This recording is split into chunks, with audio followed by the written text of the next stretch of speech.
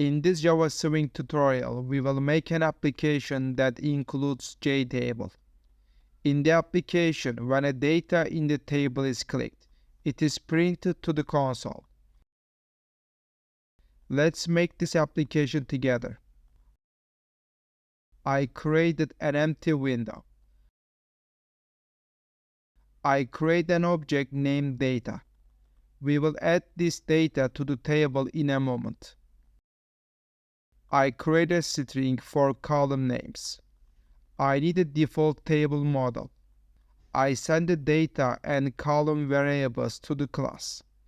I create an object from the JTable class. I set the model to the class. I create a font for the data in the table.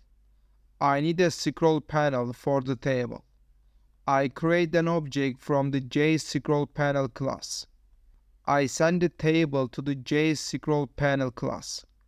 I set the position and size of the scroll panel with the setBounds method. Finally, I add the scroll panel to the window. I added a table to the window. You can update any data when you click twice. We will disable this in a moment. I want the clicked data to be printed to the console when any data is clicked. I need the addMouseListener method to do this. I can get the row and column information of the clicked data with the row at point and column at point methods. Then I send the row and column information to the getValueAt method and print the clicked data to the console.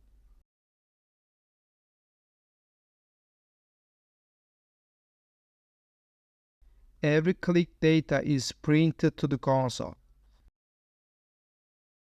I will try this a few times.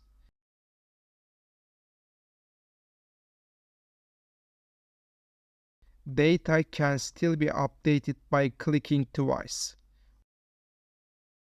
We can disable this feature.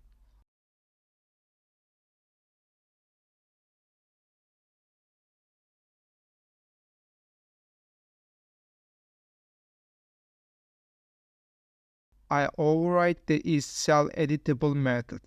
I set the return value to false. In this way, I can prevent the data from being edited in the table. The clicked data is printed to the console.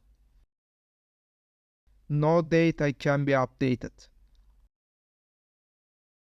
I recommend you to watch other Java tutorials.